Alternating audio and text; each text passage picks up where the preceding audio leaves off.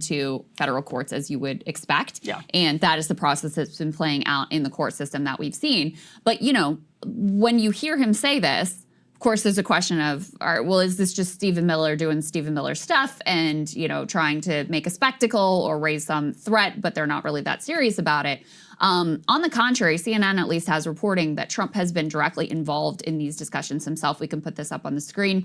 He's been personally involved in discussions inside the administration of potentially suspending habeas corpus, legal procedure that allows people to challenge their detention in court. While Trump has not explicitly mentioned habeas corpus in public, it was what he was referencing last month when he commented on steps he could take to combat nationwide injunctions against his actions on deportations, according to one of the people familiar with the talks.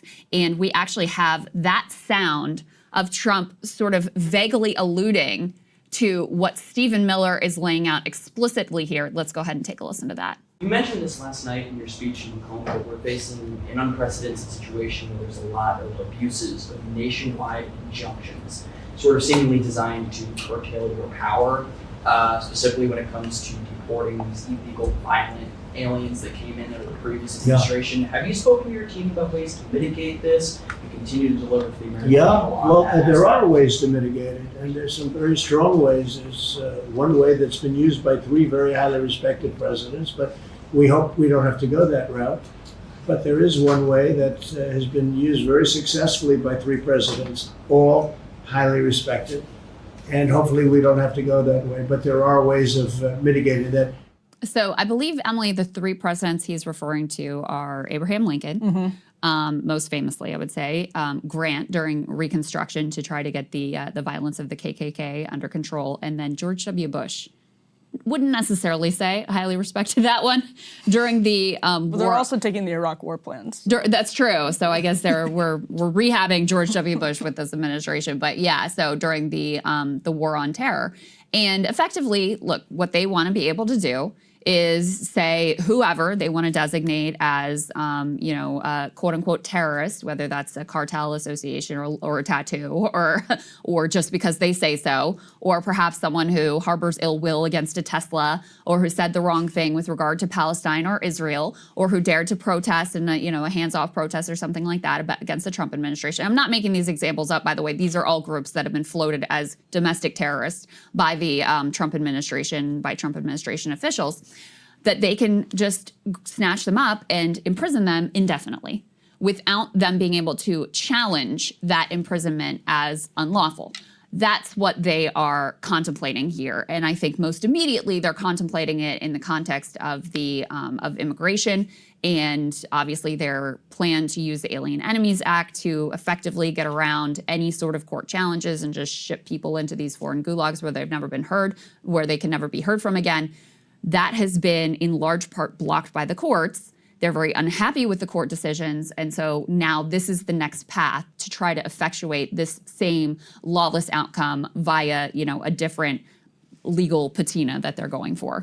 Yeah. And I think some of this is Stephen Miller trying to ratchet up pressure on judges. I think, of course, whenever you see Trump or top officials, someone as powerful as Stephen Miller, flirting with this stuff in public, you have to absolutely take it seriously.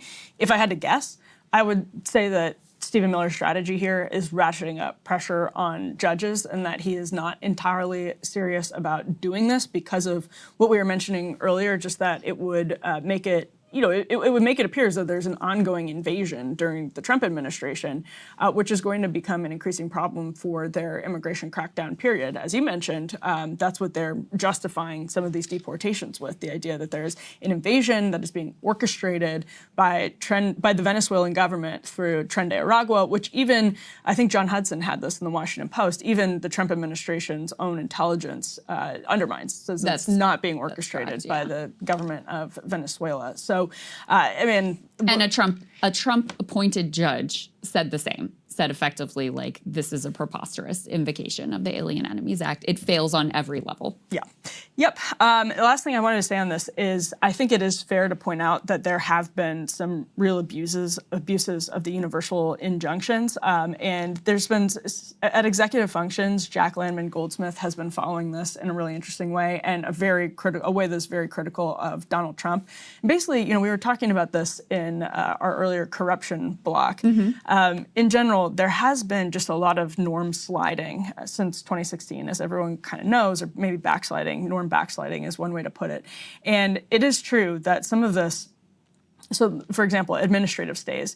He writes, the practice of administrative stays against executive action, according to Christopher Moore, was basically unheard of before 2022. And he says that the Trump administration arguments against single federal judges enjoining programs on a universal basis are entirely legitimate, meaning there have been a lot of cases in this second Trump administration where judges are acting alone on a national basis with these universal injunctions in ways that are inappropriate. That said, obviously he goes on to say some of this is because the Trump administration itself is doing some taking some unprecedented steps. So I think we're in one of those situations where it's like the answer to Trump's craziness might also be crazy. It's just sort of a question of how do you get out of the doom spiral, and that's pretty like that feels.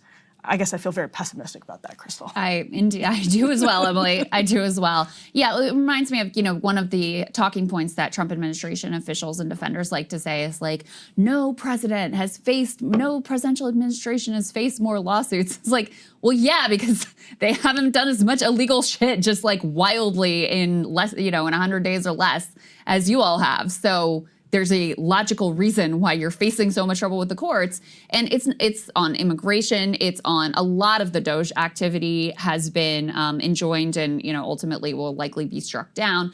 You can see that there has been, with this administration, I think, and intentionally, and you talked about this as well, they just decided they don't really care about the law. They're going to do what they want to do and then let the courts have to clean up the mess. Exactly. And so then when the courts come in and are like, you can't do that, and, you can't just shut down the CFPB. You can't just shut down USAID. You can't just decide that you don't like this program, so you're not going to spend the money that was congressionally appropriated. You can't just ship people to a foreign gulag, no due process. You can't admit that you wrongfully deported this person and then be like, we're not going to do anything about it, though.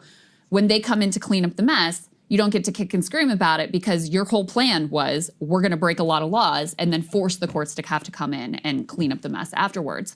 So, I think that is a kind of ratcheting up that is that they, I'm sure, anticipated was going to come as a result here. And so I think the significance of the Miller comments, like I think you have to take these things very seriously at this point because of the way the Trump administration has conducted themselves. And clearly they do have a goal of getting around normal due process and normal checks that have existed, in this country since the founding and, going back to like the, Magna Carta in terms of legal principles and aspirations Crystal's just pulling of a out liberal all state. of the documents. Let me get out my pocket Magna Carta here. You should sell Breaking Point's branded pocket Magna. Oh gosh, Sagar would love that. We shouldn't even speak it into existence because It'll be our baby gift to him. He would love that. By the way, if you're not following executive functions, shout out to them. They're pretty Trump critical, but I do find them pretty helpful. And just one more point from Goldsmith, who writes, he's argued the administration has a legitimate complaint about universal injunctions and administrative stays that should ultimately be resolved by a Supreme Court or Congress. There is a pattern of mostly Democrat-appointed district judges enjoining Trump initiatives, just as there was a similar and indeed more extreme in terms of percentages mirrored pattern during the Biden years. But to know whether the 2025 pattern reflects real or systemic bias, we would need to assess a whole slew of issues. And this is, I'm just going to list this out so that we know what to keep our eye on going forward. The influence of plaintiff forum shopping, the profile of judges who denied relief, and the abundant evidence that Trump 2.0 is not taking legal compliance seriously.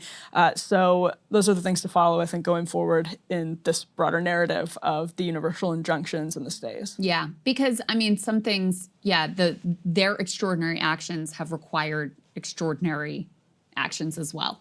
And even so, the courts can't really keep up, aren't really a match for, and the Trump administration to that point has just in many instances said, yeah, we got this ruling against us. We're still not really going to comply. Like we'll do a little bit or we'll pay some lip service or we'll sort of like pretend that that we read it a different way, et cetera. But, in many of them, not the high profile like Kilmar Abrego Garcia, but some of the decisions that have gone against DOJ, for example, where they say, okay, you have to reinstate this funding, and then they just don't.